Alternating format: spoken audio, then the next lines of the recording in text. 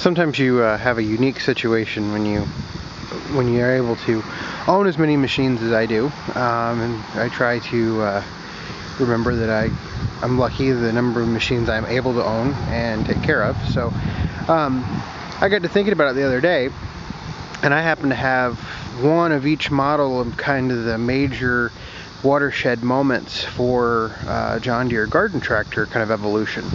Now these are by no means perfect examples of how the evolution would have taken place, but they're pretty close representation. With the exception of we're really kind of missing one between the open frame 300 series and the X series at the end of I guess it would be your left of the screen. So really kind of what I want to do is walk through each machine and kind of give the high points and how John Deere improved, or at least how I think John Deere improved the garden tractor as it evolved. And these are my opinions. I'll spout out what I know about the machines. I don't know it all, never pretended to know it all.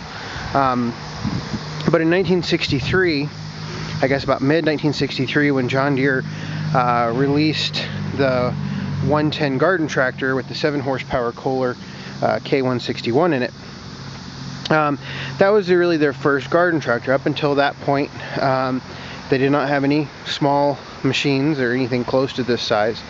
And at the time, it was driven by a Peerless 3-speed transmission.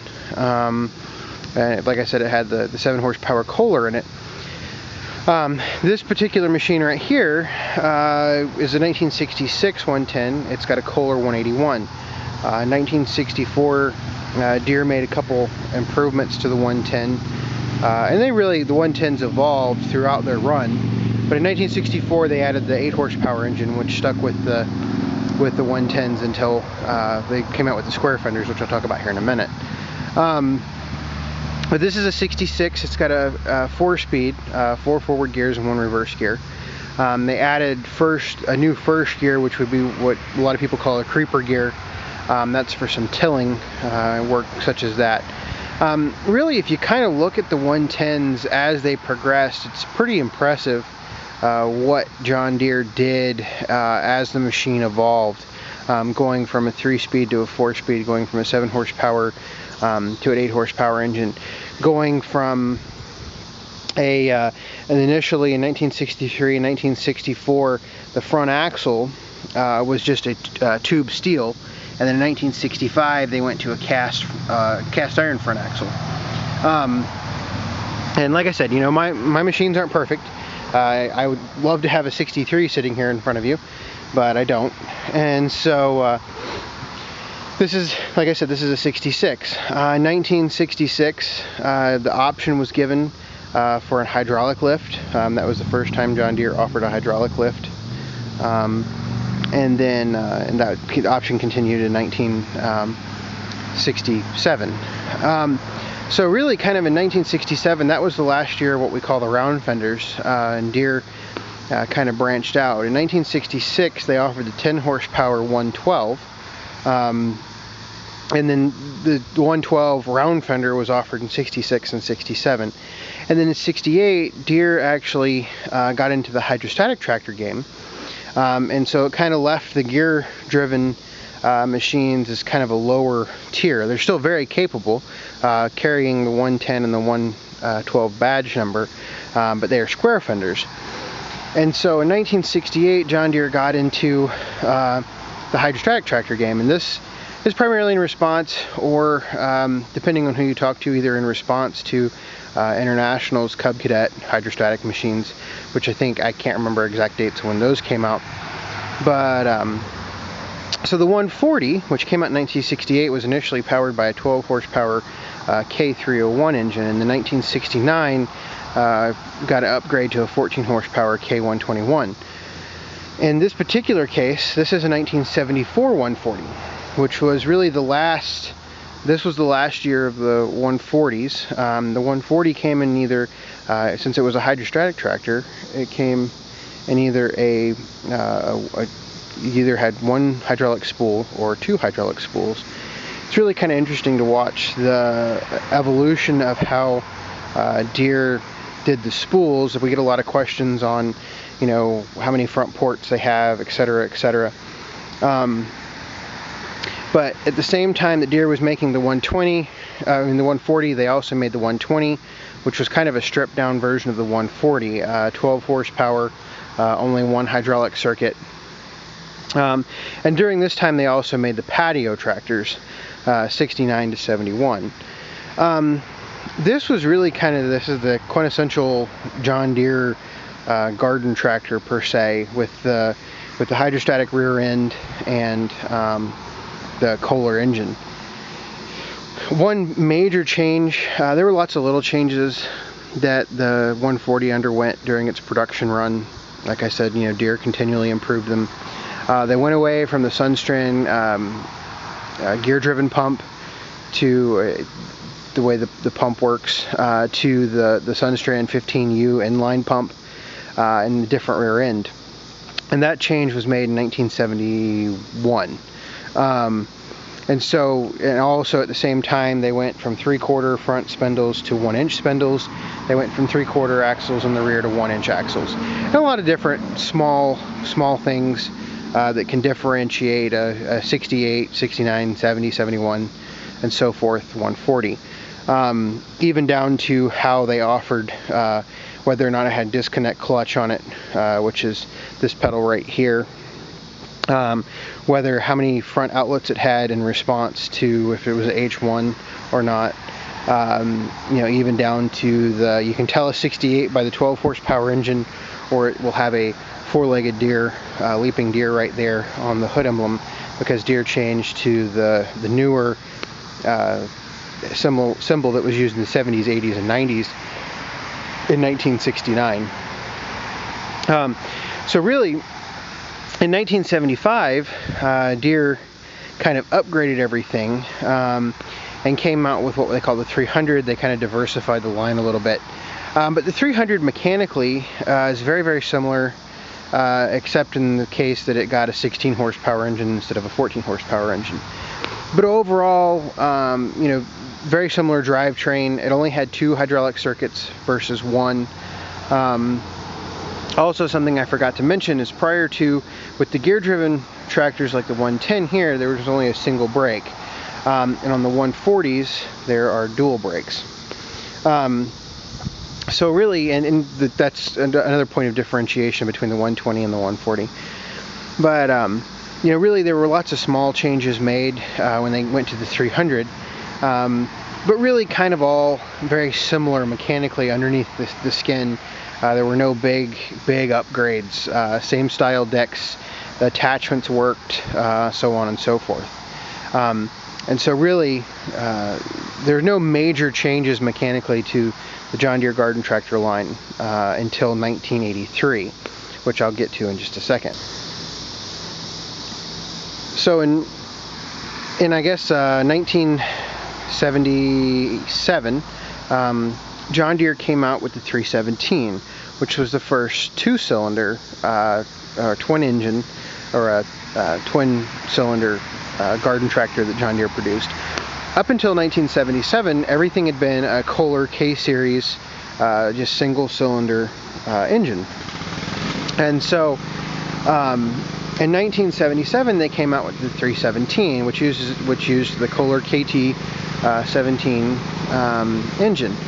The 317 itself was very similar mechanically, except for the engine, to the 316 that preceded it in 1976 and the 300.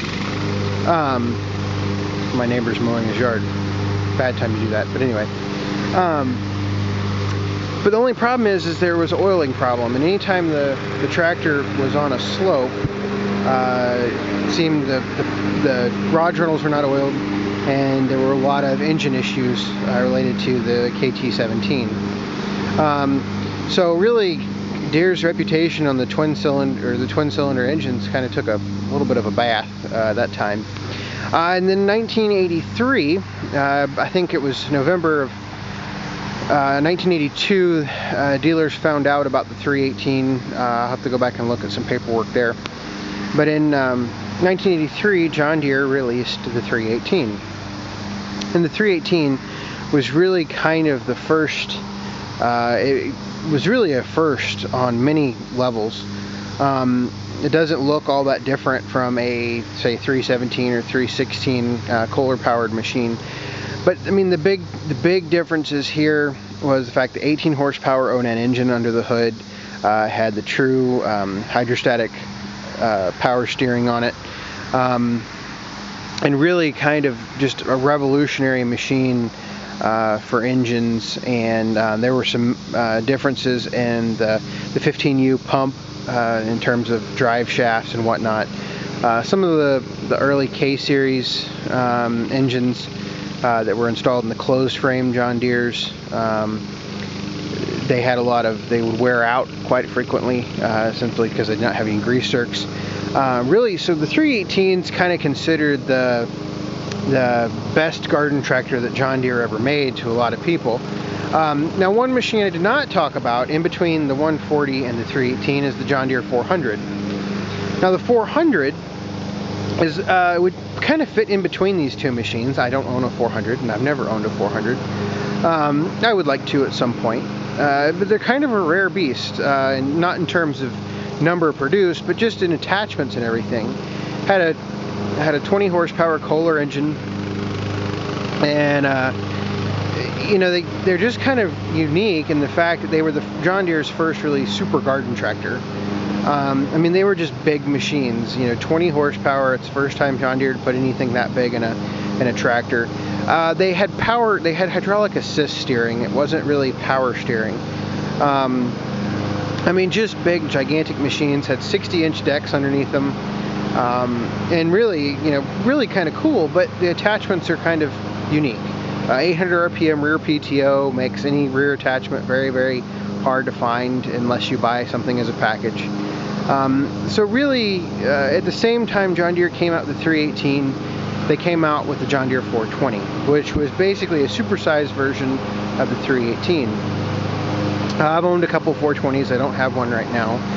But the 420 had a 20 horsepower Onan engine in it with very similar functions as in terms of overall structure.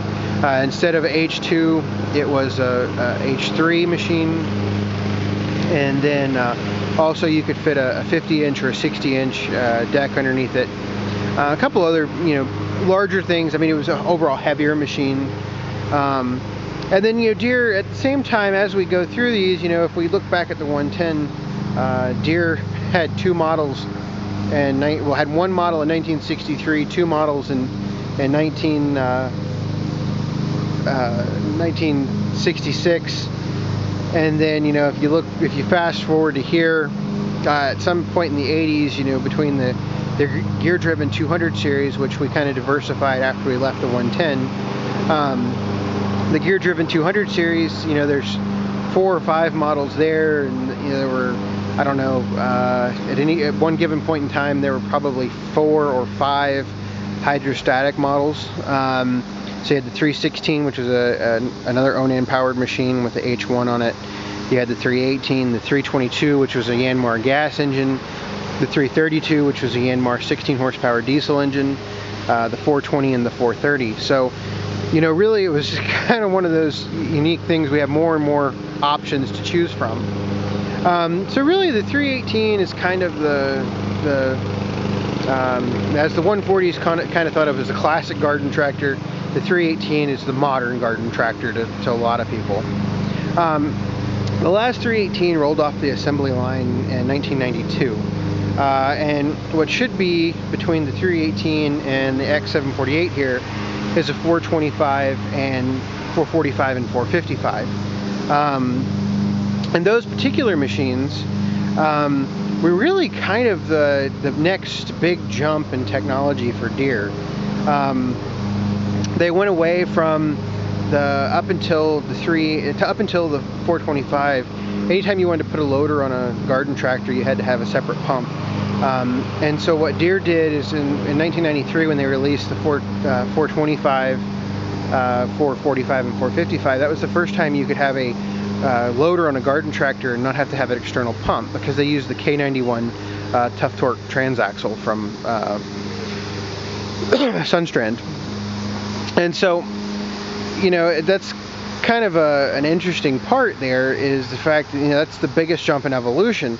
Now really, from 1993 until, you know, actually currently, there haven't been any major jumps except the X series.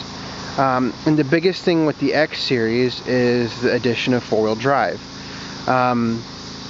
Four-wheel drive was added in 2003 or 2002 when John Deere came out with the X 585. There's a 575, which is a gas engine carbureted machine, a 585 electronic fuel injected, or a 595, which is a Yanmar gas powered machine. And when John Deere added four-wheel drive, it just kind of took the garden tractor to a whole new level. In this particular case, we have a X748, and this is a 24 horsepower Yanmar diesel powered four-wheel drive garden tractor. This particular model is a 2007.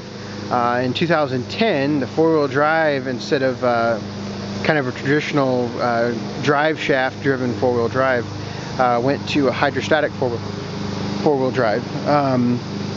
And so what that means is the front axle is always powered. It's powered through just hydrostatic fluid, much like the rest of the tractor. In the X series machines, they got to upgrade to the K92 transaxle, tough torque transaxle. And so really, it's kind of interesting to watch the evolution of the garden tractor. And if you look at each one of these machines, it's kind of interesting. Every one got better. You know, every single one got better. And I know a lot of people say, well, you know, they're not made as well today as they were 20 years ago. They are, trust me. And the reason I say they are is because every single one of these machines right here, I've spent many hours working on, and my favorite one to drive is that one in the end. Simply because ergonomics and capabilities. I mean, I love the 110s. I love the 140s, kind of. I've had some previous history with the 140s, but not getting them run right with some carburetor issues. But that's beside the point. But you know, and I love the 318. I mean, I mow my yard every week with the 318. But in the end, if you look at the structure of the X748 and the structure of the 110, you can trace almost every improvement that John Deere made back to the 110, and every single machine has gotten better. So you know, this video is kind of one of those things. It's my opinion that, you know, a lot of guys say, or a lot of people say, well, you know, they haven't made a good garden tractor because of plastic. Realistically, I just don't see it. Everybody says that, you know, well, they're made in China now, or they're made here, or they're made there, or these components are made here and made there. I don't see a reason that any of these four machines won't be around, you know, 20, 30, 40 years from now if they're taken care of. So really, when you get down to it, I think that the history and the evolution of the garden tractor is pretty cool. And that's kind of my babbling for the last, I don't know, what, 15, 16 minutes. So anyway, hope this was kind of a fun walk through history. I'll try to get into some more specifics, particularly when it comes to the drivetrain and the engines. I'll try to maybe in the future sometime do a few more videos on the drivetrain. Kind of interesting to watch, or to watch the evolution between particularly with the hydrostatic tractors, how they've changed. I mean, the gear-driven tractors, they were pretty much the same from really 60. They all had a 4-speed Peerless transaxle from 66 to up until 87 when Deere's 200 series rolled off the line in 87. So really kind of cool. Just my thoughts.